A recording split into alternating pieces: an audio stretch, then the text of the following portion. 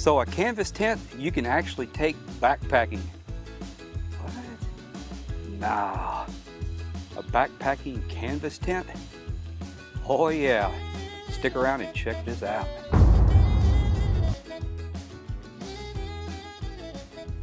Hey, welcome to Life with Colonel Lee. I'm Colonel Lee. Today we're going to take a look at a Browning tent. This is the Talon one person. This is a canvas tent. Very, very cool. Stick around, you're going to want to check this out.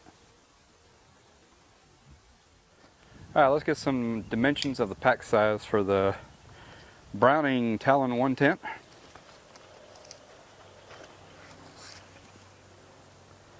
So it's 20 inches long.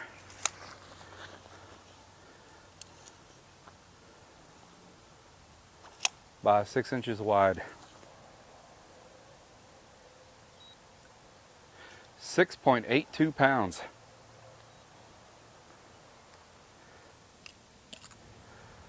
So it's kind of heavy for a one-person tent, but this is a canvas tent. Poly cotton fabric. All right, let's see what we have in the bag. It's a pretty nice bag. Should be pretty easy to get the tent to fit back in there.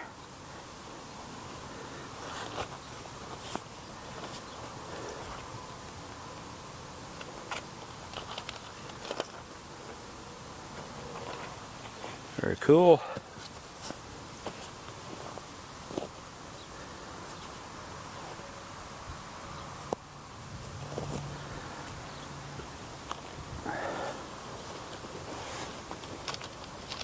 All right, here's the poles, aluminum poles, and I think it's metal or steel ground stakes. Yeah, just the old cheapo ground stakes. And we got some extra material in there and some reflective guy lines. We'll see how many guy lines we have once we set up the tent.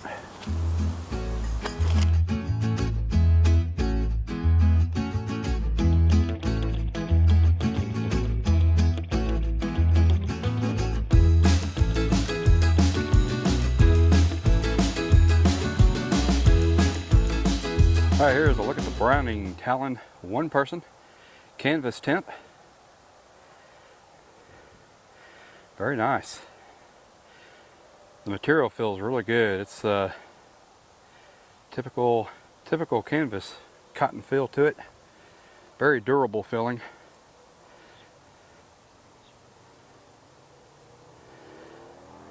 So when you put the poles on, now the poles are color coded. And the tent body, the tabs here are color coded. So it's gray and then black on the foot end. So the foot end is a little narrower and a little shorter. So you do need to pay attention and put the poles, you know, where they're supposed to go. And then this clip here, pole clip, and this pole clip was a little difficult to put on. So when you go to put these on, it really stretches and it's really tight. So you really had to flex this pole downwards to get those top clips in. And then once you got the top clips in, then this clip and the foot end clip right there finally came on a lot easier after that. Very cool. All right, here's the tent with the door open. So it's a pretty wide door. We should have an easy time getting our low profile cot in here. We're going to try that here in just a minute. Very cool. So we are able to put that door in canopy mode. We just need tarp poles and or trekking poles. So we're going to get that set up and show you what that looks like. All right, here it is in canopy mode. So I'm using my tarp poles, my green elephant tarp poles that I like so much. Very cool. So I can create some extra shade You got a big door there with a lot of mesh, so it's kind of a closed off tent, but that door is pretty big. That should allow some good airflow if you have a breeze. It's very breezy today, and I believe we have a roof vent here. Yeah. So a roof vent there, very nice. Very nice looking tent. So the floor material is waterproof, and also the poly cotton material is also waterproof. So there's one of your tie outs. So it looks like just one roof vent at the nose or the front of the tent. So you got a one tie off at the back, one tie off at the front. That's where your guy lines would go. But they only give you 2 guy lines and enough stakes to stake out the tent and the 2 guy lines. So if you want to do canopy mode, you won't be able to stake out your tent. It'll be one or the other, or you just have to bring 2 extra guy lines and 2 extra ground stakes. All right, let's get some dimensions of the interior of the tent here. So we're gonna get the width. The head and the foot width might be different. We will check that out and make sure. So we're at 43 inches right here in the middle. Let's get inside here. I think the width is going to be the same all up and down the tent here.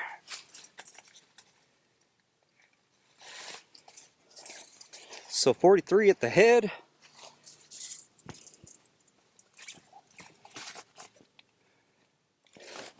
43 at the foot. So 43-inch width the whole length of the tent.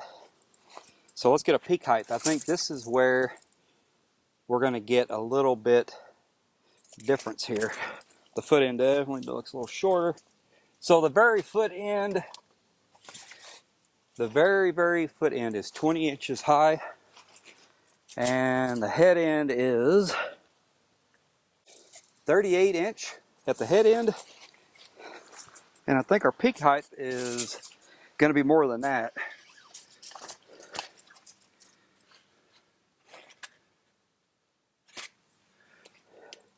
So we have 43-inch peak height. You know, for a one-person tent, that's not bad size. The tent was 6.8 pounds, I believe. That's kind of heavy, but for a canvas tent, that's actually pretty light for a canvas tent. I've checked out a 2-person canvas tent before, and man, I swear it felt like it weighed 50 pounds just carrying it around in the bag. But man, how cool is this? A canvas tent that you can actually backpack with. One person. All right, let's get a look at the interior, and then let's see if we can fit in our favorite ground cot. Woo, it's warm in here in Texas today. Oh. Okay, let's take a look inside here. We have bathtub style floor, double stitch seams, heat taped, seam sealed. It's very nice.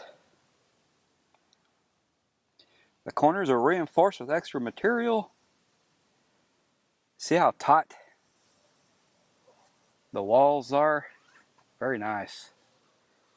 Nice and taut. So here's our roof vent. And then here is a hook up top here for your light source, whatever you want to use it for. And then I don't think we have any pockets. This tent is pretty simple, not having any pockets or things like that, or a gear loft, but that is pretty much it. That is pretty much it for the inside of this tent. So this tent is definitely big enough for a one person, and then bringing your gear in. So you don't really need a vestibule with this tent because it is big enough for yourself to sleep in and to bring your gear inside. So there's plenty of room for your backpack and things like that. What I want to know is, can I get my favorite cot in here? So my favorite cot is 4 to 6 inches off the ground. It's a backpacker's cot. It's fairly heavy itself. I think it's almost 5 pounds, but hey, when you're not hiking very far, maybe a mile or less, man, this would be a great tent to take. And if our cot fits in here really good, that would be a double plus for me, because I sleep really good on the cot. All right, let's go get the cot and check it out.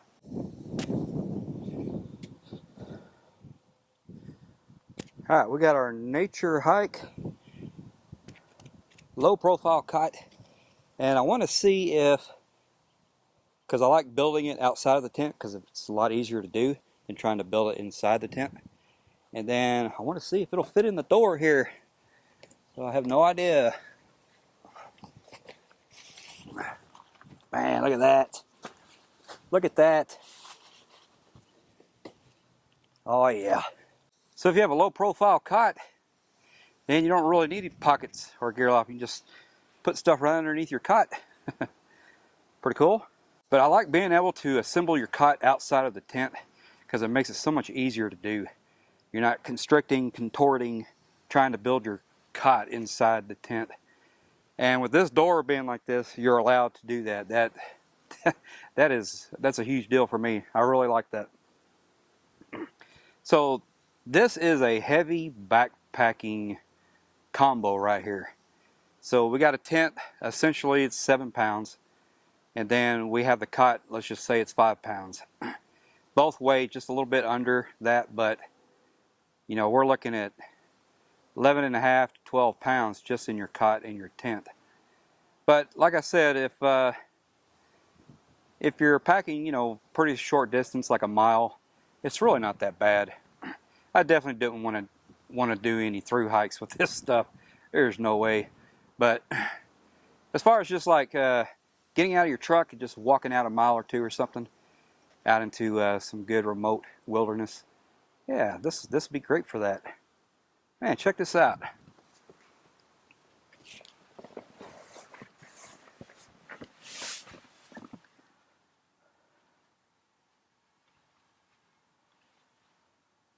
So it is very windy here today.